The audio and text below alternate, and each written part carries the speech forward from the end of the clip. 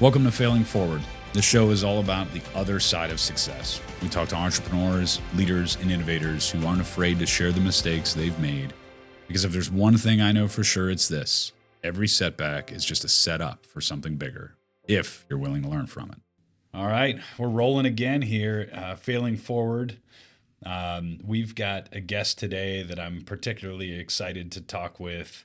I don't think you can go anywhere in the Youngstown region without seeing the name Southwoods Health. It's on just about every billboard around town. There's offices all over the place. They sponsor just about every nonprofit and fundraising event in this community. It's one of those businesses that was born here, that was bred here, that has continued to support this valley. So today we're lucky to have Steve Davenport, the COO of Southwoods Health. It's good to be here. So, Steve, you're one of the OGs of the Southwoods family here. You've seen some wild growth in this business. You started before the health business was even a thing. And when you guys kind of kicked things off, there was about 15,000 square feet with the health business and the outpatient facility in '96. And now there's almost 500,000 patient encounters annually. That had to have been some wild growth to just be a part of. It is. I mean, you talk about Ed Moransky and some of his love of this community. It was started up with one of his best friends, Dr. Lou Lears, who basically said, hey, things could be done better in the healthcare space. And that's all Ed needed to hear at that point in time. And off we were running. And we had other business interests at the time. So this was one of our first forays into healthcare. We didn't know a whole lot about healthcare, to be very frank with you, 35 or 40 years ago. But as with all things, we were quick studies and really wanted to get into the hearts and minds of our customers. And we always looked at our customers as being, the physicians, the patients, the people that depend on the services. And I think that's one thing that has been one of our biggest successes, is just trying to keep our ear to the ground, do what's right. And incremental growth is probably one of those things that has been, one of the signs of our success. And that's, you started based on the fact that you listened to the community. You looked around the community and said, we're not doing a good enough job here. We can do better. Mm-hmm. And that was like the whole premise of the beginning of this. We'll call it a side quest. That's one of my favorite things. Tim, it's well put. Yeah, it was a side quest. Ed's got a ton of side quests. And every side quest that man goes on is done at a different level. It's done at a professional athlete level. It's done at an NFL level. It's done at a level where competition is at the core of it, and he's just going to do a better job than anybody else is. And like the whole concept of what we talk about on this podcast is failing forward, is like learning from your mistakes. And it's not just about learning from your mistakes. We've talked a lot about learning from the community's mistakes. What have we done wrong as a community? And healthcare was undoubtedly something that we were lacking in as a community. But I look at it in terms of my interactions at Southwoods, because I've been to Southwoods plenty of times for this, that, or the other thing. And it's the first time I've experienced like hospitality in a healthcare system, which I think is an interesting intersect for that business as a whole. Because, typically when you go to a hospital, when you go to a healthcare system, an outpatient facility, whatever, it's a bit cold. Mm-hmm. Maybe more than a bit cold. It's very cold. It's a very sterile environment, both literally and figuratively. Like you're not greeted by anyone. It's what's your name, put on your gown, go in, do your thing, and yada. Whereas I remember the first time that I walked in Southwoods, and I was there with a family member, and they were getting a procedure done, and I was just there with them to make sure they got there, and I was with them to just kind of take care of them throughout the day. And I remember somebody coming up to me in the waiting room, and it's like, would you like a cup of coffee? Right, do you, here's where you can grab a snack here, and it was just a very different experience from that perspective. Was that something that you guys did early on in Southwoods, or is that something that kind of evolved as the need for it changed? I think it was the allure that you have people that are coming to you as a business in sometimes very vulnerable states, knowing that they might have something very serious wrong with them. or they might be coming for something as easy as a preventive, visit like a colonoscopy. Knowing that you've got family members and the patients themselves that come to you, we really wanted to make them feel at home and like they were entering something totally different. And in the beginning, we had a very small surgery center. And that was easy because when you walk into a single-story facility, it's not a 10-story building. Yep. It does give you a little different perspective. And when you have somebody at the front desk that is able to say hello and greet you in a nice way, and you have those little things like coffee or breakfast that, help things go along, and the patient has a great experience. It's efficient, and I think our staff does a fantastic job. Whether they're seeing 100 patients in a day or 10 patients in a day, I really think that they've been really helpful in helping us kind of rebrand the way that healthcare should be delivered. And I think that's what was missing. It wasn't that we had wholesale deficiencies in the quality of care. I'd love to say that with our competitors. Sure.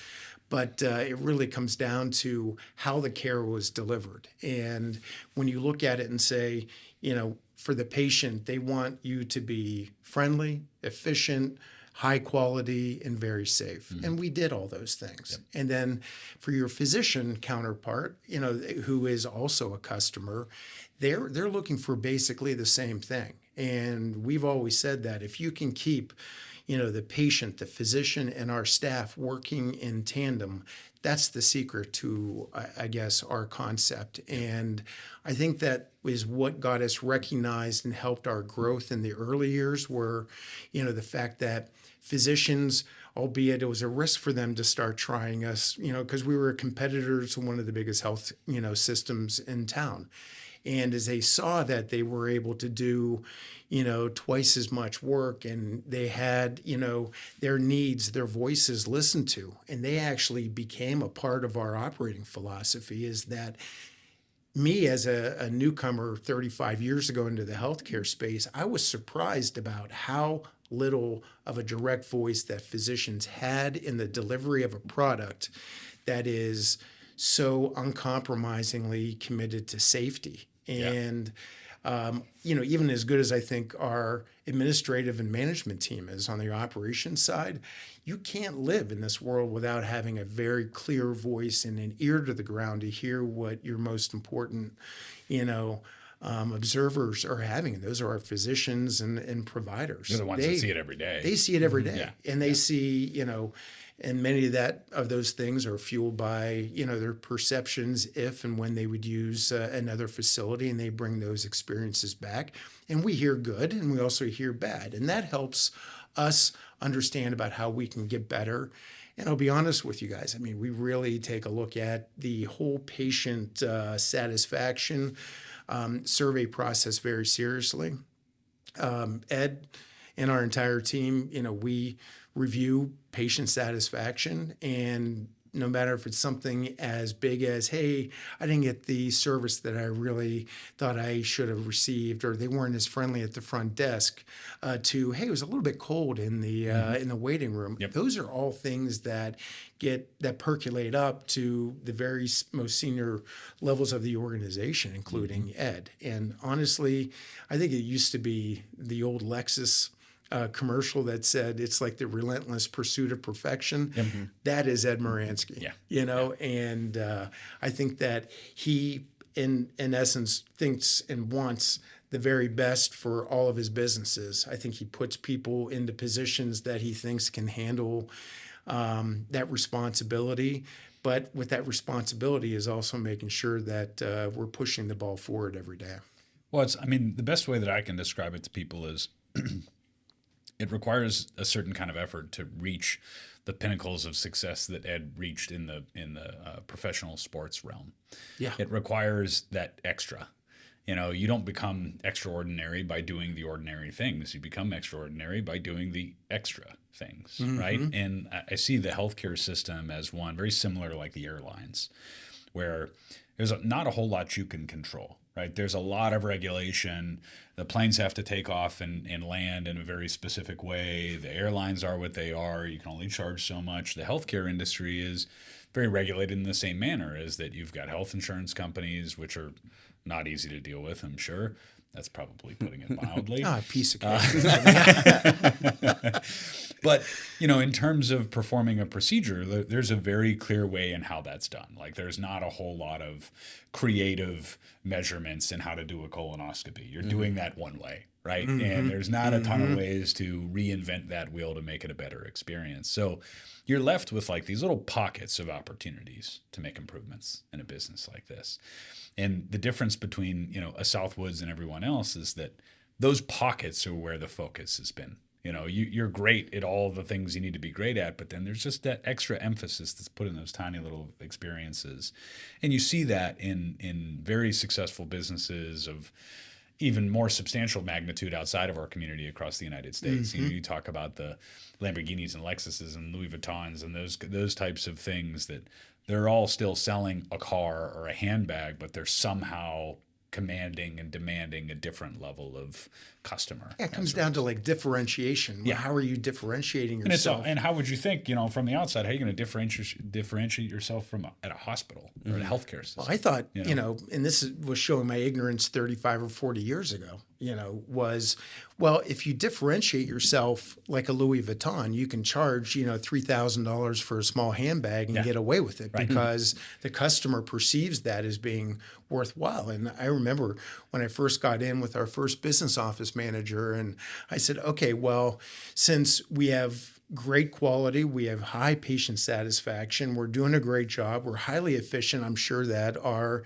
insurance companies pay us more money, for the services that we provide. Yeah. And quite honestly, it showed my greenness in the field at the time. She laughed. She laughed. Yeah. She said, Steve, you got to understand you this. could perform terrible work or good work. Yeah, it doesn't make a difference that Medicare basically has a fee schedule. Medicaid has an even worse fee schedule. And our commercial insurance companies, they're not paying you any different than what the market will bear. Yeah.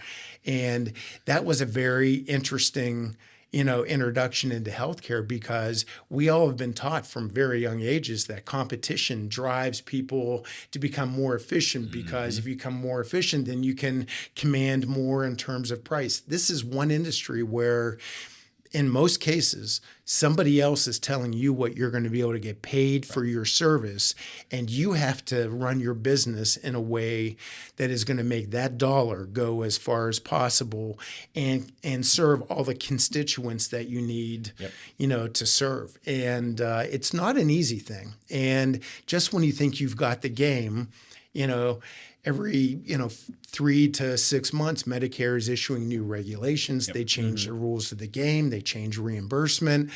And it's a very dynamic environment. And I find it challenging, but it's also, we are always having our ear to the ground to see what's going on in Washington to say, okay, what decisions are going to help us? What decisions are going to hurt us? Unfortunately, the government and reimbursement has been a lot of downward pressure, but I think we're proof that you can still deliver a really good product even with reimbursement pressures. And it kind of brings me to a story that we were developing the hospital. I think this was 08, 09. And Ed said, listen, we are going to do things differently.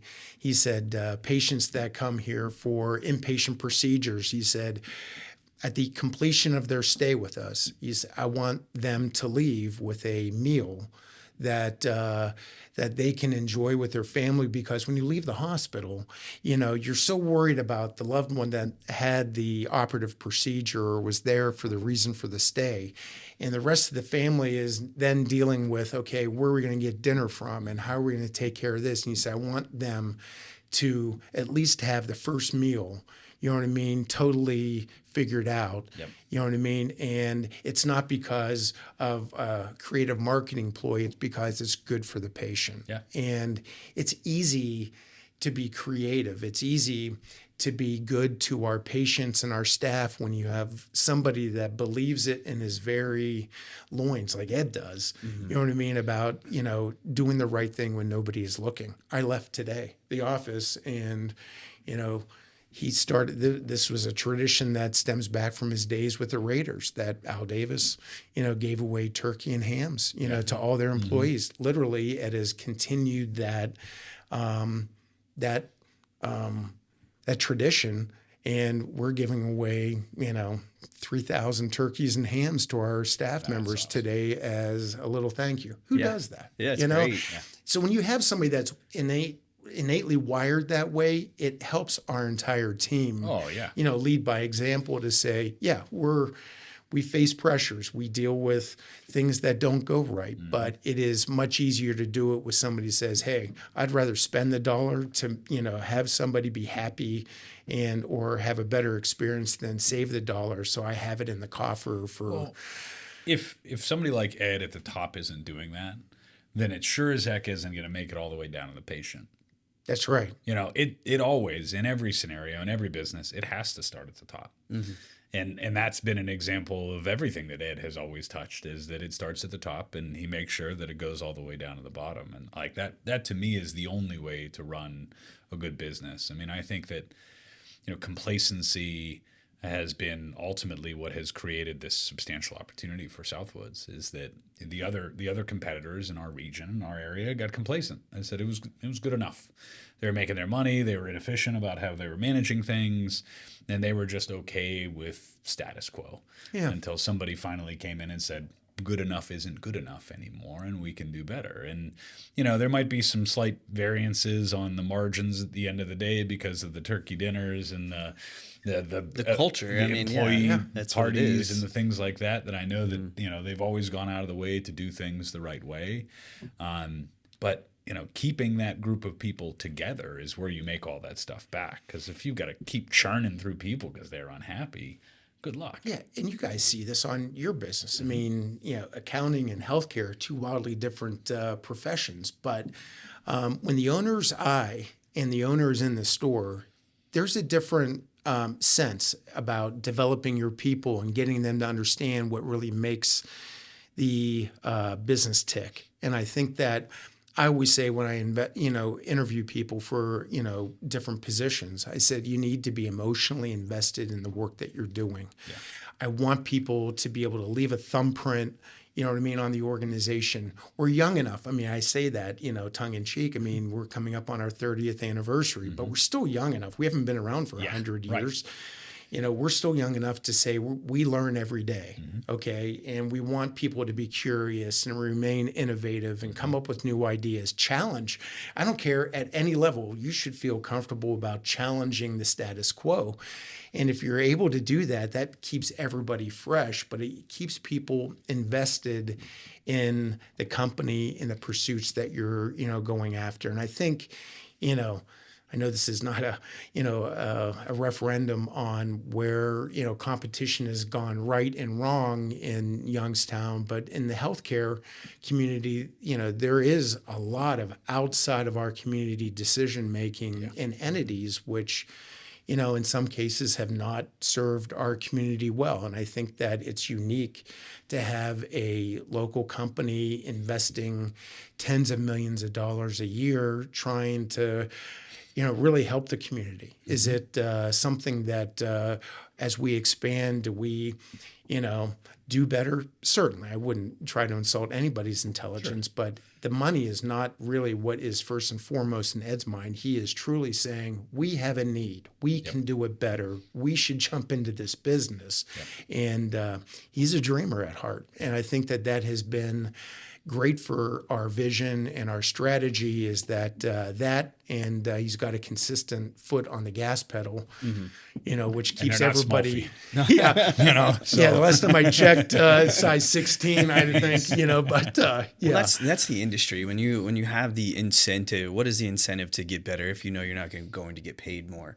You have to have somebody at the top with this intrinsic motivation to grow and to be the best, or else it's not. These people that are outside of the community that are investing here in Youngstown that don't care, they only care about the bottom line, that's what you get. Well, there's got to be, at a certain point, there's got to be some form of like altruism that's factored into all of this, is that, at a certain point, it's like, hey, we're doing this to make money. And then at a certain point, it shifts and it changes, and you see all the people that you're impacting. And now we're doing this for this community. And now what you see in the Youngstown region is that we've continued to reinvent this community, and we've changed drastically since the late 80s, early 90s, and had a great stretch over the course of the last decade. But people are coming here to work at Southwoods, right? They're moving into our community to work at this facility, and people are staying in our community because of access to good health care.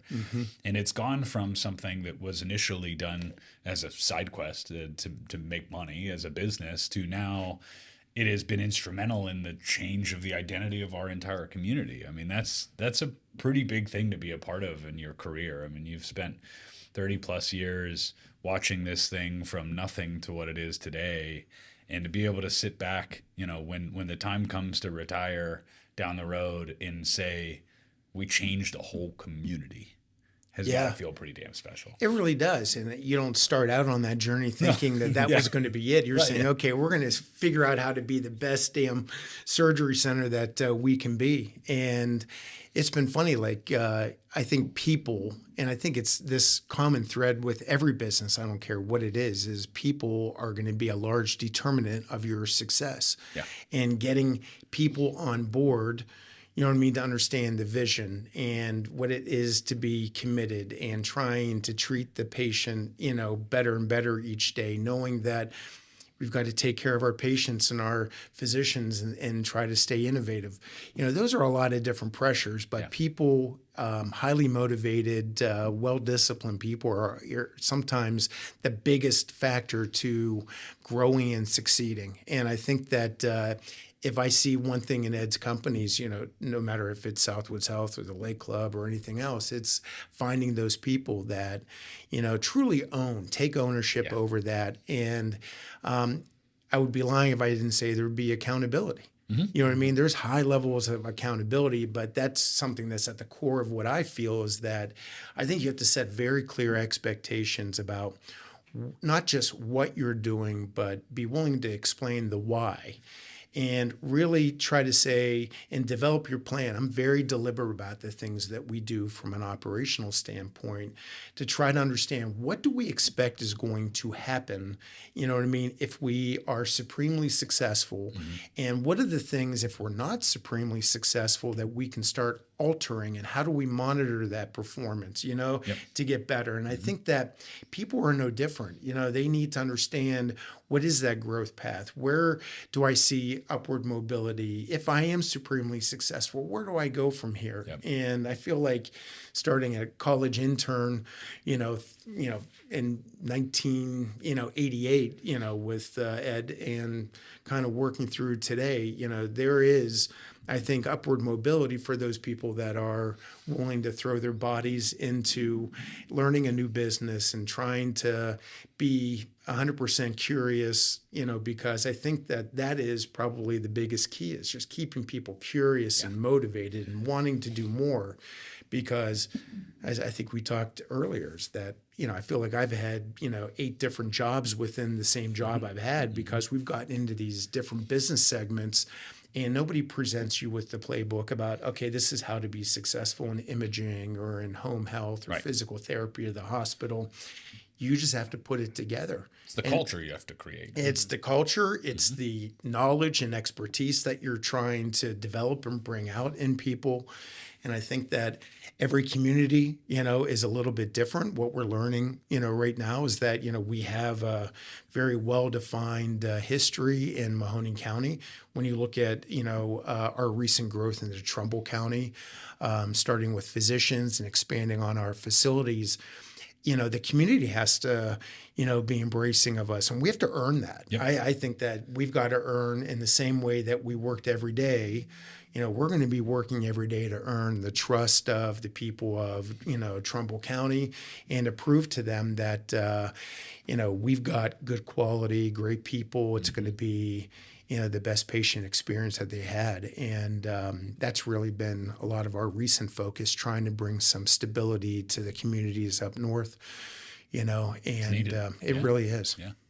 Yeah. I mean, I feel like there's, you said 2 buzzwords to me that are extremely important to culture. There's ownership and accountability. And you can't have one and not the other. right? Yes. Because if you give people ownership, the ability to have ownership and the decisions that they make, there needs to be accountability, both good and bad. And if you're able to nail that balance, then what you create is kind of like this inherent entrepreneurial mentality. And if you create that inherent entrepreneurial mentality in a business, that's when good stuff starts to happen, because the counter to that is like the government, is that people are just working hard enough to not get fired, right? Whereas if you're encouraging people to be able to fail forward and to be able to make mistakes and learn from those mistakes, albeit your mistakes have much greater penalties than our mistakes in accounting. Yeah. We just They use probably whiteout. carry equal, but just some different consequences. You're right. Yeah. But I mean that those two things have to be there. If you have those things there, then people and the community feel equity in what you're creating. Yeah. And when you feel equity in something, then you want to participate. You want to frequent. You want to make sure that, hey, I have a choice to go to this surgical center or Southwoods. I'm going to go to Southwoods, even though I may think that the actual end surgery itself is going to be comparable, but I know the experience is going to be better. I know that they treat their employees well. I know that they, take care of our community. So I'm going to go out of my way to go to that facility as opposed to the other. And it's all about just creating that culture of having equity in something. So let's step into a time machine here a little bit and go back to the beginning of this thing. So you said you joined Southwoods in 1997? We actually, I started working with Ed as a summer intern. So it would have been, I think it was around 89, 90. Okay. I was working with him and his father-in-law, Don Pepino, at the time.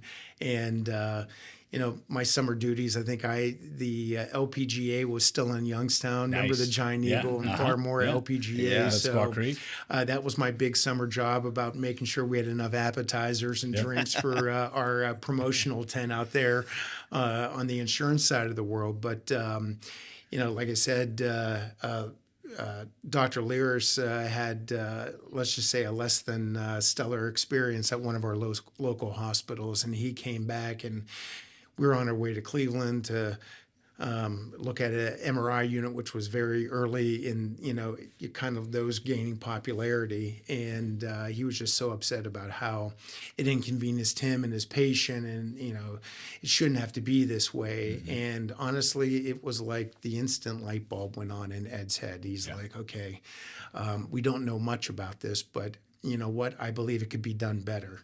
And that's when we started the efforts. I think it was the early 90s that we wrote what was needed at that time, which was called the Certificate of Need. The state required to approve any expansion in ORs, in a particular community. So it's an interesting moat. It is. What drove that? Yeah. So, protectionist activities. It was. And we thought, okay, well, how bad can this be? We think that, okay, at that time, you had a lot of the OR capacity was really centralized in Youngstown. It was the old Southside Hospital was still going. You had Mercy, Youngstown. You had Northside, and I think Youngstown Osteopathic was still, living. We said, hey, all our alternative is going to be in the backyards of where a lot of the population is moving. And, and so the Certificate of Need is basically, okay, where do you see the demand and what benefit is going to give to the community? But what it ended up being is a highly politicized process. Mm-hmm. Which is wild. It's like, it's our money. We're going to go build this thing. And we said, free competition. Why would this not work in healthcare? Again, it's one of those things that just didn't make sense. Healthcare's a business that's not really a business. Yeah. Right? And you can't get caught up at that time about, fighting, City Hall, because you're like, okay, if this is what it's going to take, then, we're going to follow the process. You got to do that. Yeah. And that was one of the first times I saw Ed's resolve, because we were granted a CON very quickly after, doing a lot of due diligence. But then we didn't know about the CON appeal process. And that gave all the other providers in town that existed the right to appeal it. And it was at that point in time that we spent over, a year and a half fighting, for the ability to actually develop the thing that we were originally granted the CON for. Yeah. And What was it was the basis? a very I mean, what was the fight? the basis is kind of like, we have enough capacity. And our argument was you do have capacity, but it is not where it's convenient for people to use that capacity. And every other business, you want it convenient to where people work, live, and play. And normally capitalism defines that. yeah. And we said, if we're calling it sometimes. wrong, let it be wrong on us because people won't utilize our services. But we think we can do it differently. We think there's a geographic difference.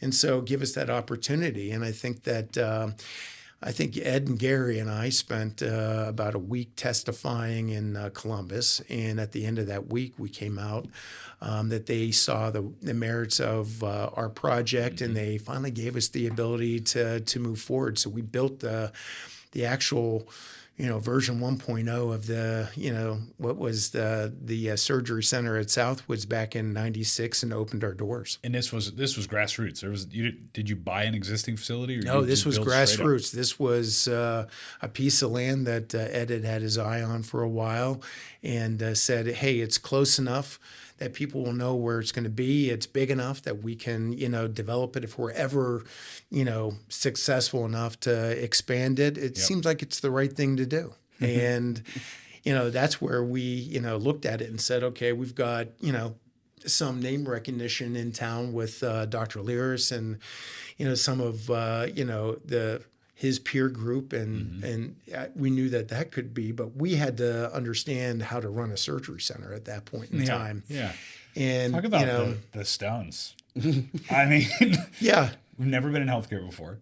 We're going to start a surgical center in the middle of an area that is, there's risk with the real estate play. There's risk with the concept. It's a single-use building. What are you going to knowing the business that you're about to get no into? Plan B. We're going to be okay. Sound familiar? But see, that's the beauty of the relationship because, working so long with Ed, I mean, he's got that risk tolerance that, quite frankly, I do not have. Yeah. You know what I mean? I'm a more analytical guy. You know what I mean? And I think that what we had found is that, hey, I appreciate the value of the deal. We can make deals happen, but you also, you know what I mean, got to make sure you know what you're jumping into. That's the story that doesn't get told often enough, though, from my perspective, is that people see what Ed has now. Yeah. Right. People see who Ed is now, and they see, obviously the entire community knows the level of work that the man puts in, but, they see what he has built. They see what he has, but there's not enough emphasis. And this is really why we started this podcast to begin with. There's not enough emphasis on that moment where you put all of these chips onto the table and just pushed and said, I believe we're going to do this, and I believe that we're going to do it great. And there's no proof of concept that says that you have any reason to believe that this is going to be It's great. so true. And, I don't want to present his financial business. He did not have what he had back then. Yeah.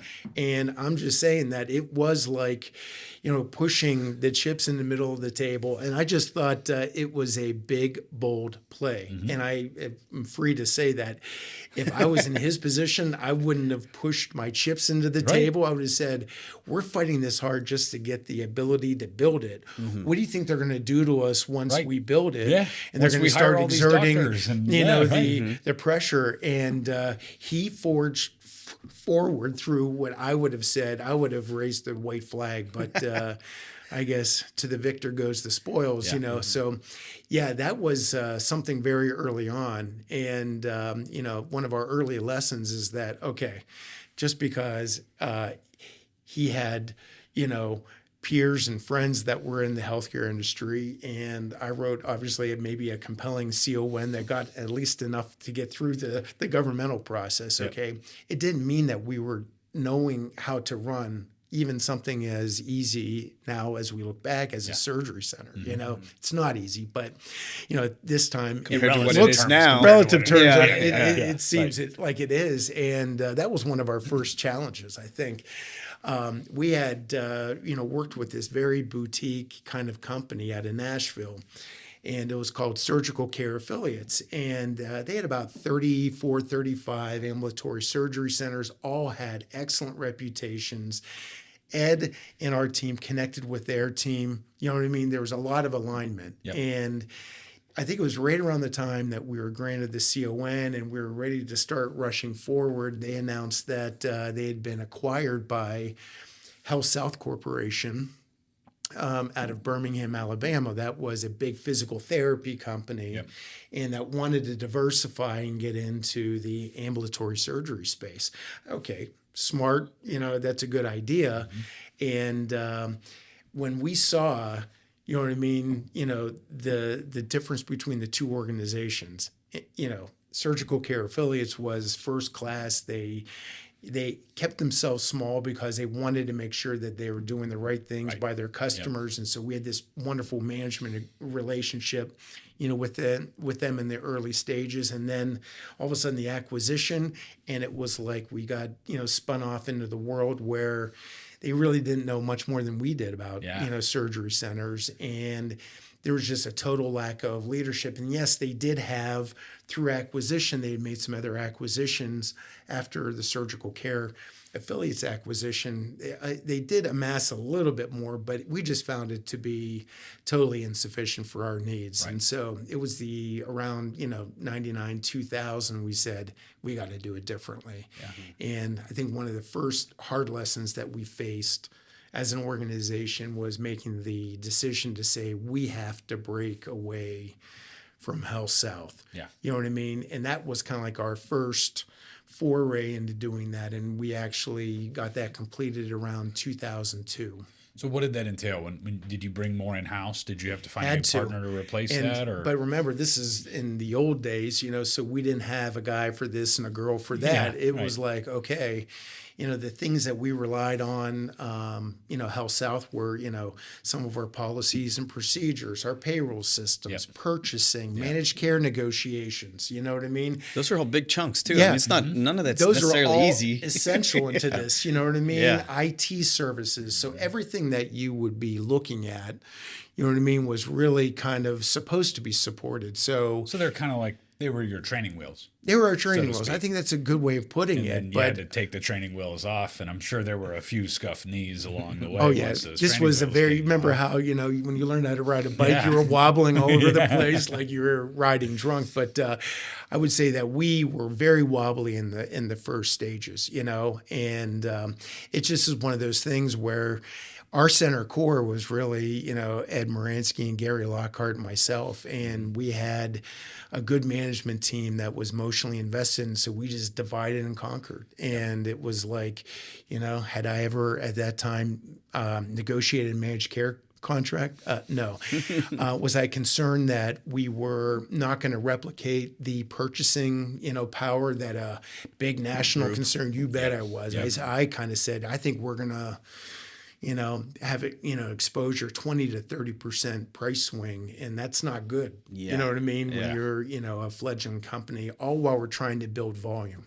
And so it taught us, the value of, okay, you got to buckle in and you got to be open to, embracing that change. And guess what? You better be open to acquiring some new skills, because if you don't, you're going to be left. You're forced to, And I mean, and I think that my first emotional touch point is saying, I saw the commitment that Ed and the money that Ed spent to get to this point, and I don't feel like we should squander that. We've got to do what's right. Yeah. Yes, he is 6'7". Yeah. Okay, but that's still a lot of money, and we're going to work our butts off to try to make it work. So that was probably one of the earliest things. So when along the way, did you have a moment in those early years that you took a step back and said, well, this is going to be successful? Like, how long was it until, you guys get this thing rolling in the late 90s?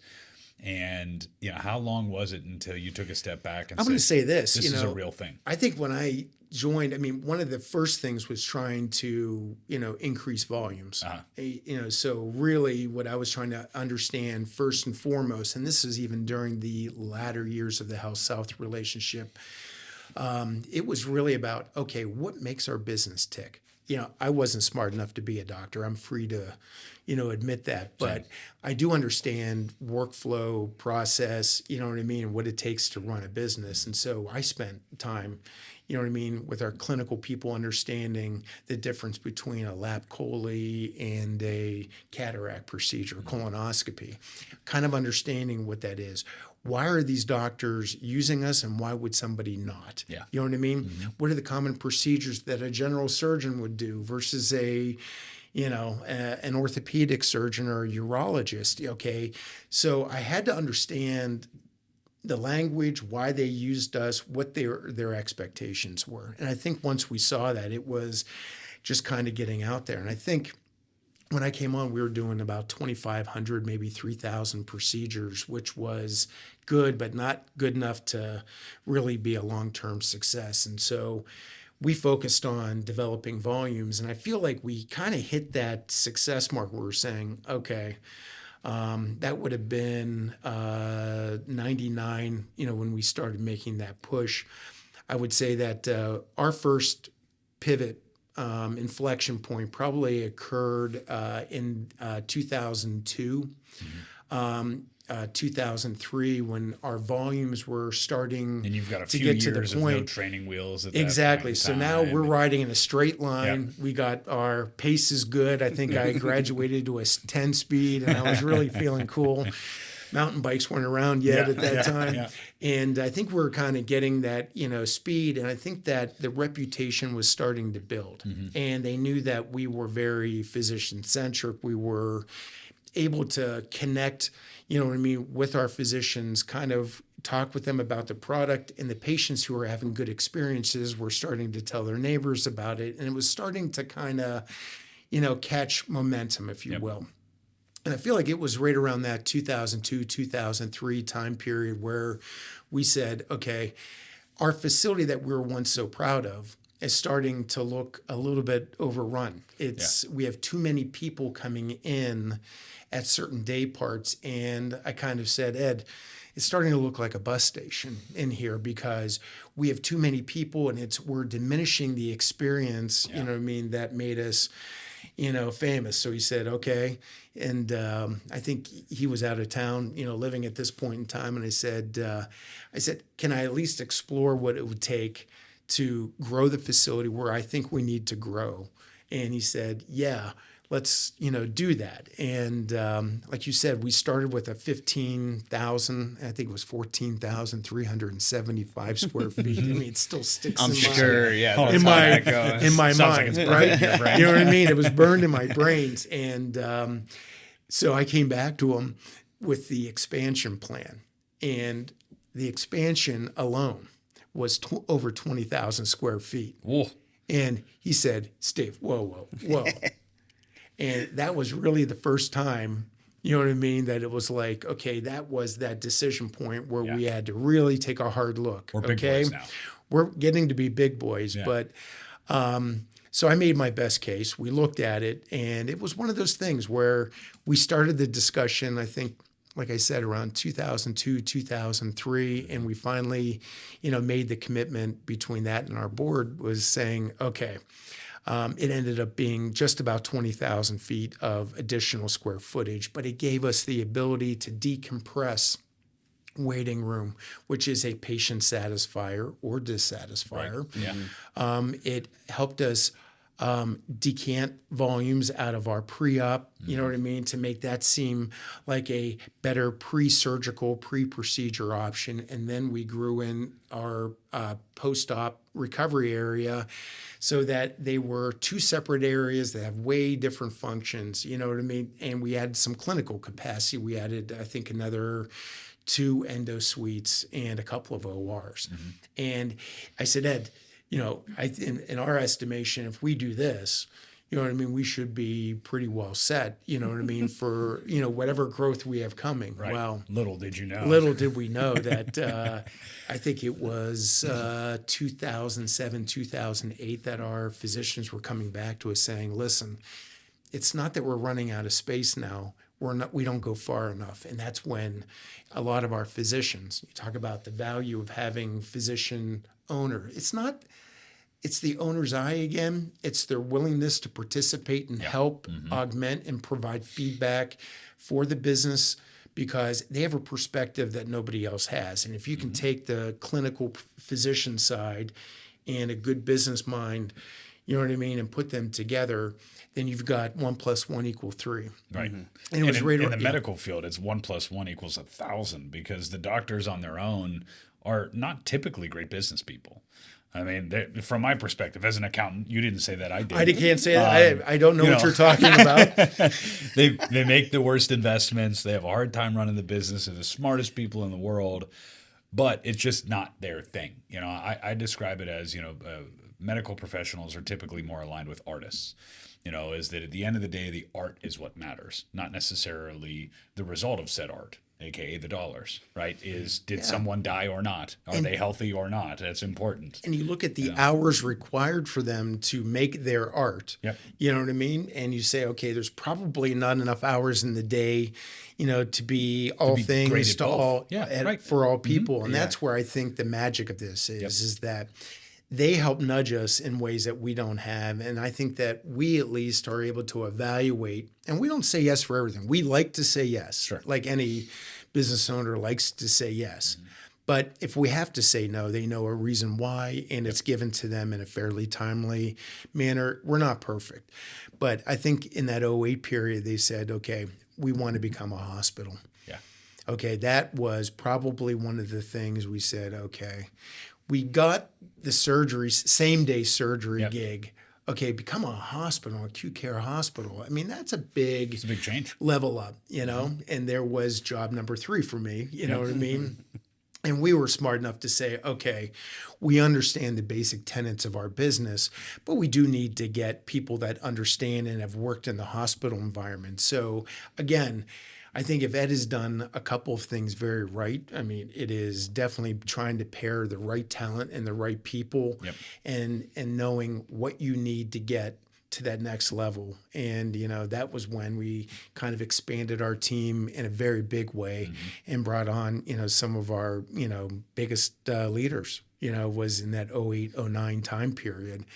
And that's interesting how much that aligns with the entire financial crisis that was also happening in 2008, 2009. Yeah, and you think. I mean, so everything, the wheels are falling off nationally. The stock market's going crazy. And again, what is Ed Moransky doing? Let's put the chips back on the table. Exactly. It's a good time to buy. Yeah. Historically, right? I mean, it is maybe not the healthcare, but it's such a great case of, when people are fearful, be greedy, and when people are greedy, be fearful. Is it? Yeah. It's like the Warren Buffett mentality. Yeah. Yeah. There's a lot to be said about. I mean, you say that kind of nonchalantly. It's like we made our biggest move in 2008, 2009. In my mind, I'm like, I remember what was going on in 2008, 2009. Wasn't great. It was not great. It was a horrible financial time. Yeah. You know what I mean? In a lot of different things. And that's just, again, that bullishness that when he wants to go, he's going to go. Right. And I think he saw the opportunity of saying, okay, there is something, called, the physician-owned hospital. And, we want to bring our physician partners who have been so good for us, you know what I mean, in the outpatient side and bring them into the inpatient side. We're able to do that. We expanded our surgical scope. So we were able to do same-day surgeries in the years going from 96 up through 2009. But in 2009, we were able to start doing things that required overnight and extended stays. Okay. So we could do a total joint that took back then 3 days of recovery. You could do colon resections that could have been 5 to 7. Multi-level spine fusions that, were 4 and 5 day recoveries at that point in time. And this enabled us to kind of take a foray into, expanding our surgical, but it also gave us the ability to really get out and start doing things that were more impactful for the community. Imaging being a huge thing. One of the best things that we did was hospitals are allowed to employ a network, with physicians. And even though we had physicians as investors in the surgery center, we were not able to help them under the context of an ASC license to help them, join a network, and create those synergies. This allowed us to do that. And we're proud that that's probably been one of our biggest points of differences that we've really developed our network. Now we have about 150 to 200 providers under the Southwoods Health banner as, employed and, affiliated that we're extremely proud of. I mean, I see the world of being a standalone practitioner and trying to have your own, family practice. These people they got to see 50 patients a day. They got to do the books. They got to make sure that their notes are coded properly so that it gets billed properly. They got to manage employees. They got to manage marketing. They got to manage legal. How could you practice good medical care and run a good business at the same time as a sole practitioner, or even a small group of doctors in 2025 or later? And it's tough. And if they were lucky, they had a significant other, a spouse that was in the business with them, kind of running it, because these are not insignificant businesses that they had when they were independent. Right. And others have, outsourced those functions to, people that would be their business office, coordinator or business manager, and some with varying degrees of success. And if you go back in the Wayback Machine again, Tim, as you took us, I think that if you looked at Youngstown, I would say there was probably 80 to 85% of the physician base were still independent at that point in time, meaning not employed or affiliated strongly with a hospital system. If you look at that now, it's probably inverted. The other. It's probably just the opposite. Yeah. And you can understand it. It's like when we got into the hospital world, we understood that this was not the same as running a surgery center. It was a different set of regulations, standards from the Joint Commission, clinical criteria. And when you look at what a doctor has to do in order to comply with all those things on their business, you could see why just the changing landscape just put them in a period of exhaustion. Because every year you're coming out and it's like, okay, I got to keep my business running and deliver good care and, make sure that I'm billing and collecting, and the EMR now has to be, exactly. Billing and collecting. That's all what makes the fun go around. And I think what you saw is that it burned out a lot of very good physicians, but it also opened up an opportunity for us because our mindset is just a little bit different when it comes to physicians. We look at them as partners, not commodities. We look at them as collaborators, and I think that has been in our DNA from the very beginning. And I think that the way Ed has run all of his businesses is like, hey, if everybody is supremely successful, all boats rise with the tide. And I think that that's been, very important. And it's also having a track record of trust to say, we're not going to be, unwise with, your money or your trust. We're going to be making good investments. And because those people can leave at any point in time. I mean, I'm sure there are contractual obligations, this, that, and the other. But at the end of the day, like, you have customers, which are your patients that are coming in the door. But if you're not good partners to those physicians, they may continue to provide services at the government employee level quality, or they could provide the level of quality that ultimately is the Southwoods way. And if you're not giving them the highest level of back office support, then you're not going to get the highest level of output. And what we've learned, and that's a great point, because what we learned is that that's not an easy transition to navigate. I think they saw many of the benefits, financial and otherwise, to joining, a bigger network, if you will. We were able to kind of iron out some of those regulatory things and make sure we have standardized processes. So whether we're doing it for 10 or 20. It's a lot easier when you start getting that. I'm sure you see that with your big clients as well. Yep. So I think that those were challenges that that we're able to overcome. So I think a challenge that I would see in your world is, most of these people most of the physicians, I get a good sense of how you keep the customers happy. I've been there. I've experienced it firsthand. I'm glad you had a good experience. I understand that. Probably didn't do the survey afterwards. Yeah. This is the survey. Yeah. I have a pretty good understanding of how you keep your employees happy. I mean, everybody that I talk to that works at Southwoods loves being a part of what they're doing. There's great employee appreciation. There's great pay. There's great benefits. There's all those things that make people happy employees. Then when I look at the physician component, that to me as a business owner, as an entrepreneur as well, looks to be the consistently most challenging thing, is that you've now brought on, you have 150 or so practitioners as part of the practice. And I'm guessing maybe half of them at some point in time were on their own. The vast majority of them were on their own. Right. So you've got this group of people that are extremely intelligent and used to being extremely autonomous. Doing whatever they want. Doing literally whatever they want, because they make a good earning, they make a good living. Those people are not people often that like to be told what to do or how to do things, right? But somehow you guys have continued to manage to amass this group of really intelligent, special people as your physician group to continue doing this. How do you replicate that level of autonomy or the entrepreneurial experience that allows for you to continue not only retaining those original key talented people, but adding more? Because you guys are consistently adding more and more physicians to the group. What's the secret sauce that you can share on that front? And I can't say we're perfect at it. I think that we've gotten a lot better over time. And I think, as with all businesses, you learn, what it takes, to be successful in certain things. I think that my first thing when we're bringing on a new physician is saying, listen, you're at this table because you're already successful. What we're trying to do is not disrespect, what your secret sauce has been, but we're trying to augment that in ways that make sense. Yep. And our effort is to try to retain as much of their secret sauce, because it is them as a provider, is their staff that has, gotten them to the point of, having a successful business that has been operating. Our thing is that the human spirit can only take so much change at one time. Yep.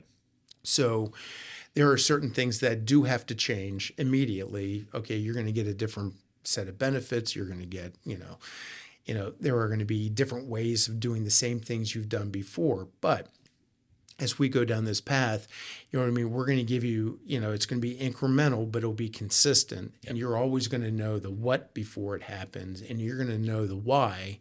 And there are certain things that we can flex on, to try to meet a unique component to their business. Every physician, I don't care if they're in the same specialty, have been practicing the same way, they have unique things that make their practice different. Sure. And I think we have to be able to put our finger on that. It's getting to know your customer again, and just having a high degree of sensitivity, about when you start making change and how you do that as well. The part that I really resound with here, or am very much so aligned on, is that you're giving people the credit and the respect to tell them the what and the why. And that's something that gets lost often in the roll-up kind of strategy. And when you're bringing a large group of people together, is that you manage by dictatorship, and you manage by, this is how we're going to do things because Dad says so, right? Whereas instead of taking this mentality of respecting people's opinions and saying, all right, this is what we're going to do and this is why we're going to do it. And at least then people feel like they are respected enough to understand the motions of the business. And you have a growing business too. You see that people have to buy in in order to really be effective at promoting change. And I think that, it starts with transparency. Yeah. We don't do everything right. I would love to say we do, but I think we're like any large organization. We do a lot more right than wrong. Yeah. But I feel like, execution starts with good transparency, giving them the why, and then allowing them to have input, and then know that we are considering how we can modify certain things, still staying true to the overall vision. But if we can modify, we try to meet them more than halfway. Yeah. Because then if you can do those things, and when things don't go right, they can freely communicate, that, hey, this doesn't seem to be functioning the same ways it used to. If they see that, it's in times, I think, of turmoil that you almost get an opportunity to show what your true mettle is. Yeah. Mm-hmm. Yep. And I feel like if they say that you still communicate and you own things when you do, don't live up to what you had hoped to live up to, even if it's a minor operational issue, and then work your butt off to try to correct it, that builds over time trust and confidence, so that if something goes off the rails, in the future, they know that, hey, I feel comfortable pulling somebody aside, having that conversation, and trust that something will happen with it. And I think that for my team, I know that in the early days, we were growing so fast in our physician side, that accountability, we were just so busy bringing on new physicians, something has to give, and I think that we have really grown our team. And I think that growing those teams, I'm big on, spending a lot of quality time. I have a lot of responsibilities, both between the hospital and the physician side of our business, but I really devoted a pretty significant time to get our leadership team rebuilt on what we call Triad Health Services. That's our physician side, to make sure that they understood, why we're going to be doing certain things and how, and just the art of not negotiating against your own principles when you're doing that, because human nature, if you start negotiating against yourself, you know what I mean? Because it's hard to have that tough conversation with the doctor. It's the beginning of the end. It's the beginning of the end. And I feel like we went through a period of time of doing that. And I think that we just had to tighten things up. Not that we had to be, like you said before, we don't want to be the dictator, but it's just, we've got to remain consistent to our values, steady foot on the gas pedal, explain, work alongside as much as you can, but if there is a tough decision to be made, we've got to make that decision. Yeah. And that's cultural too. At some point, when it's happening at the top, those people that you're working with are going to do that with the people that are working with them. It's a huge deal to make sure that's done right. It is. Well, I mean, it's like that cascade effect. And I presume, and this, maybe people would look at this in today's day and age as micromanagement, is like, I like to have everybody very close to me. I am not an email guy. You know what I mean? If you talk to Ed, he'd tell you, to his frustration, I don't, if there is something critical in an email, I will respond to it. But if it is something that's more conceptual in nature, if it is something that's more complicated, or something that requires more than a handful of people to understand what the mission is, I would rather do that in a small group meeting in order to make sure that people understand the full story.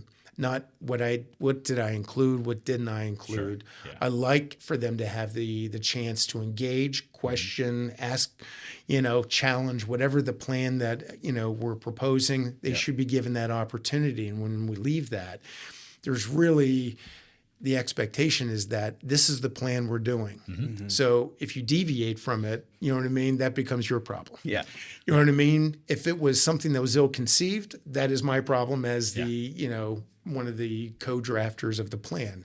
But I really believe that is something that, we have to continue doing as leaders, is that you've got to continue to provide that time. I am not, even during COVID, we were still coming into work because our business was really, I can't say for our patients, okay, well, we're going to have a robot meet you at the front door and we're going to have, exactly. At least. I don't think you'll ever see that in the Southwoods facility, but I think that we are definitely people that remote work, I am a true believer that you just don't get the same, you know what I mean, from even a web-based Teams meeting, you just don't get the same interactions as you do when you get around the table. Yeah. You got to keep it concise. You gotta got to see keep it well eyebrows. directed.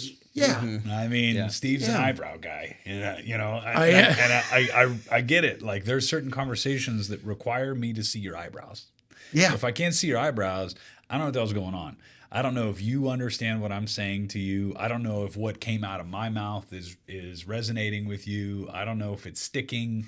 I don't know if we're going down the same path or not. You can't see that in an email. It's really hard to get that in a Teams meeting or a Zoom call. Yeah. Most people are doing email while they're talking on the meeting anyway. Yeah, You right. know? Yeah. No, exactly. to be Right. honest Yeah, with you, yeah. that's the hardest part. Like, I want that solo focus time. I know Me and you're you. engaged. Yes. Yeah. Yeah. And it's tough when you're looking at, 8 people on a screen. Sometimes it's the nonverbal cue that you pick up on. Yeah. It's the Yeah. wince. That It's might change the whole direction it's like of the the conversation. eyeballs tilt up. You know what I Yeah. mean? It's And like you can't catch them all. And then it's like, okay, hold that thought for a second. Okay, you know what I mean? Yeah. Becky, what did you had a reaction to that last thing? Share with it. Yep. You know what I mean? And it's something I really like to make sure that. Sometimes people's reaction is just not saying anything. Yeah. And if you're on a Teams meeting and they don't say anything, it doesn't speak as loudly if someone doesn't say something in person. Yeah. It's just not quite the same. And you guys see it, that we're growing organizations. Yeah. And so to me, it's like saying to be better, you know what I mean? My former father-in-law is saying that all of us are smarter than just one of us. Yeah. You know what I mean? Yep. And I do believe in that principle. You know what I mean? That is something that should be prevalent and distinctive within a leadership style. Yep. And I think that, as you see your people, I want to make sure that they are overdeveloped as opposed to underdeveloped. And as they build those skills, I'm more than welcome to let the string out, because as they demonstrate those skills and they understand it, at least it gives me comfort that they understand what the mission is. They understand the context. I've prepared them as much as they can be prepared. And then they use their own God-given talents, which got them into that place, and run with it. And that is exciting for me as a leader to see as we continue to grow and our organization continues to get bigger. How do people grow and develop? And they got to say that, I think you said this early on, is like, what is their path? What is their growth within a company? And I say, if you're able to be highly motivated, curious, and committed to delivering results, there is no limit to the possibilities. Oh, yeah. Because I honestly don't know. We are not as big as we will ever be. We are continuing to develop a lot in Trumbull County, and when you look at that base up there, that's going to bring our providers up to almost 300. Yeah. You know what I mean? Well, When you to look that at that. point, I mean, you guys are growing. 2008, another big commitment hospital, and taking another big bite there. And then in recent years, even prior to this expansion, into Trumbull County, we've got the Pain and the Spine Center, which was a huge investment. We've got the Express Care expansions all over the place. Another two kind of moments of putting big chips back on the table, because they're both very different. I mean, I know that there's some alignment, in the Pain and Spine Center between what you're doing before, but it's a different monster. And the Express Care is a very different model and a different kind of business as well compared to the hospital and the surgery center. Yeah, and I think that has been part of the evolution. So if you look at the building blocks, you say, okay, we went from surgery center. Yep. Okay, then we evolved to the hospital. Then we started developing our imaging, which was, I think, very underserved just in terms of the technology in a non-hospital environment. They were just not getting paid enough to bring the best technology, to town. So we have brought, the latest and greatest technology. We continue to plow a lot of money into that because better technology in the imaging world brings about better diagnoses, earlier treatment, and better outcomes, right? So we started looking at that and saying, okay, where else are consumers looking for a better experience? And Express Care was one of those things where, I'm a traditionalist. Maybe it's my age group. I'm not shy to say I'm 55 and I'll be working till I'm 105. You know what I mean? But I like the continuity of having a primary care physician who, Yeah. You like to sit in the office for an hour and a half? I don't like to do that because then they do other things to me. You know what I mean? So I like to get in and get out. But I like that they have that longitudinal, perspective about, am I healthy? How do I relate today to my past? And, oh, by the way, they happen to be my primary care for my parents as well. And you look at that and say, but that's not the way that today's society is, wired. There's still a subsection that believes that, but it is now, hey, it's a convenience-driven thing, and really Express Care was a way to make it more convenient access point so that people can still get care, not only when they're sick. That's important. Okay. Yeah. If you're having a sinusitis and you need to get on an antibiotic, you need to get that treated. But what we're trying to do is develop that and then make sure that they leverage the role of preventive care, because in today's quality environment, a lot of insurance companies are trying to encourage quality. And I think that when you look at that continuum, we've got to make sure that, hey, you come to me for convenience, but please come to me, when it's time for your first colonoscopy, for your first mammogram, for your first DEXA, and other things, because we are big on the prevention. And ultimately, at the end of the day, you are judged based on outcomes. Yeah. As a medical facility. And correct me if I'm wrong, but the way that you get rated, the way that your ratings look externally. I mean, you guys have earned the 5-star CMS ratings and the dual Press Ganey Awards. You're the only hospital in Ohio that has achieved those things. I'm assuming that's as a result of those outcomes. Right, is that there are specific outcomes in terms of people not having to go back to a facility within a period of time, or the outcome of the quality of care. That's ultimately what you're judged on for those types of recognitions, right? Yeah, and there's really two sides to the the way that CMS looks at it. It's they have patient experience, and then they also have outcomes. So you're right. I mean, the quality has to be right. So when you look at it from a hospital-based thing, it's, what are your outcomes, what are your complications, your infection rate? I mean, we're proud to say that those are amongst the lowest in the industry, and we have an advantage. I'm not going to say that we don't. We do, you know what I mean? We don't handle trauma cases. We don't, deliver babies at this point in time. You know what I mean? But when you look at this, we focus on what we do and we try to perfect the entire process. So that's something that we owe to our physician and our patients, alike. And the patient satisfaction is a separate, because that's how, it's like Google reviews, you know? Right. And, that's something that we're kind of putting a bigger focus on. I'm not a social, media. I know that comes as a surprise to you guys. But when you look at, what we're trying to do is say that, hey, the governmental agencies that look at us, the payers, they look at us as being amongst the best in the nation. Yep. Okay. But there's also this thing that the days of the old paper, patient satisfaction have now been replaced by, the Google review and some of the digital presence. So I think that's probably been one of the biggest things where we've been trying to evolve with the time and say that we really need to start. We've always monitored it, but we're trying to encourage that patient feedback, because it has proven itself time and time again that somebody's going to pick up a phone, you know what I mean, and indicate their star or their satisfaction, even more so than completing a paper or electronic survey. Even via email, And that's one of the things we're saying is that, digital and social media has been a bigger part of our marketing, positioning. Yes, we're on TV. I hope you guys have seen our recent commercial. We've seen it a lot. And I said, I think maybe I've seen it too much at this point in time, but we've gotten great coverage for it. But I think that the digital, tracking and understanding about what's going on in that space is very important to us too. So we are, taking a look and a renewed emphasis on that as well.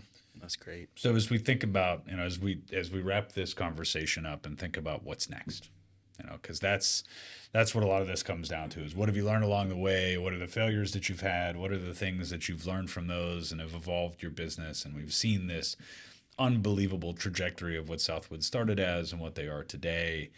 What do you think over the course of the next 10 years? What does Southwoods Health look like in our community? Well, I always kind of compare it to like, okay, we're not a newborn, we're in our adolescence. We still have a lot of, we have a long runway. And I think that if you look at what we have just done in the last 12 to 16 months on our main campus in Mahoning County, we put on 4 additional ORs, a whole new pharmacy, central sterile processing, expanded receiving, because that needed to feed some of the growth that we were seeing. So we have now built on an addition to the north, which is going to be creating a whole new endoscopy experience where we were self-critical. We said, our original pre-op dated back to 1996. And the reason you say, well, why did you guys wait so long to renovate? Because when you're using something every day and you don't have an alternative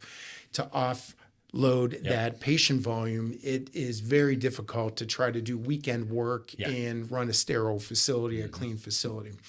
So we've put on a big North Edition, which is adding on its own endoscopy, another endoscopy suite, all dedicated pre-op and post-op for endoscopy.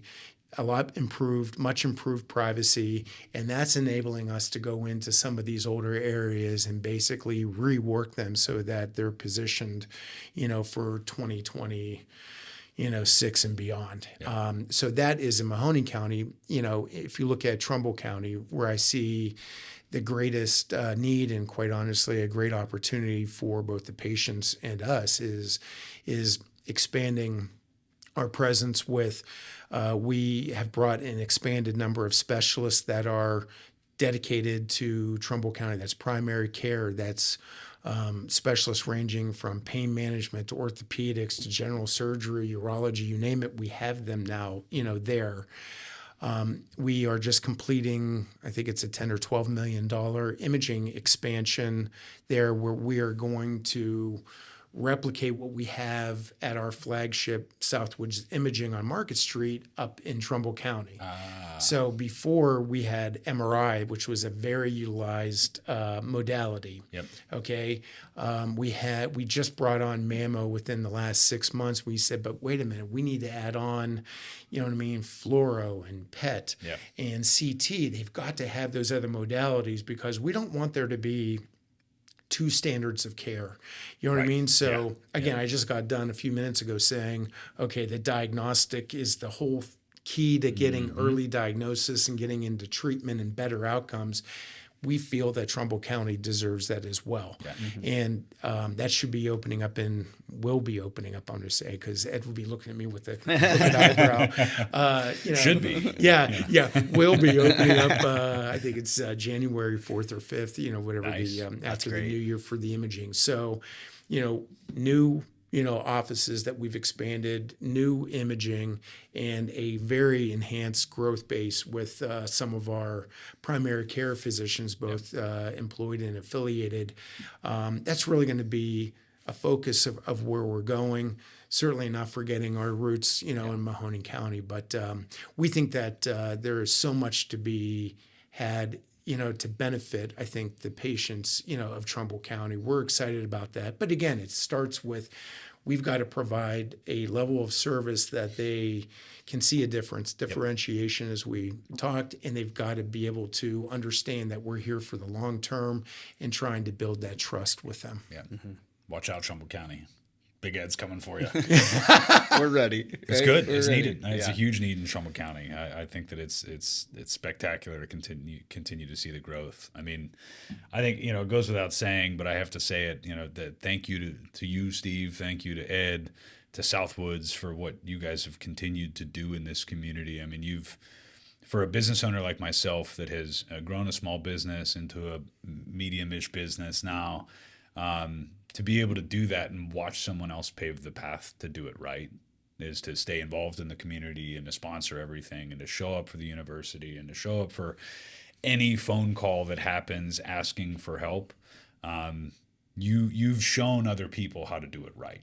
And I don't know if that's something that, you guys probably don't hear that every day because something's going wrong or this fire is burning or this, that, or the other. But you've set an example of how to do this correctly. Well, I appreciate you saying that. There's a big team that really is behind this machine, and I think you're right. I mean, today, when I woke up today, I'm thinking, I get to see Tim today. I'm thinking, I'm not used to just spending an hour talking about what we've accomplished, because we're so busy just trying to keep the engine running. Yeah. But, I'm proud of what we do. I think you look at what your company is doing, what Southwoods is doing, what, some of the new additions with the Kimberly-Clark, addition. I think we have to be proud of where we hail from. Mm-hmm. And I think that it is a pleasure working with people that are passionate about Youngstown. It's a unique microcosm that we live in. There's only so many I wouldn't change it for the world. Yeah. And I think that if we have good, young, motivated people trying to promote it, I think that this is just the beginning. And it's an exciting time to be a part of it. It's awesome, man. Thank you so much for listening. This podcast wouldn't be possible without Stonefruit Studios and Bentley Studios. If you'd like to support the podcast, the most impactful thing you can do is subscribe on Spotify, Apple Podcasts, and YouTube, and leave a review and/or comment. If you found this episode particularly helpful, we also encourage you to share it with a friend or on social media. Until next time, keep learning, growing, and failing forward.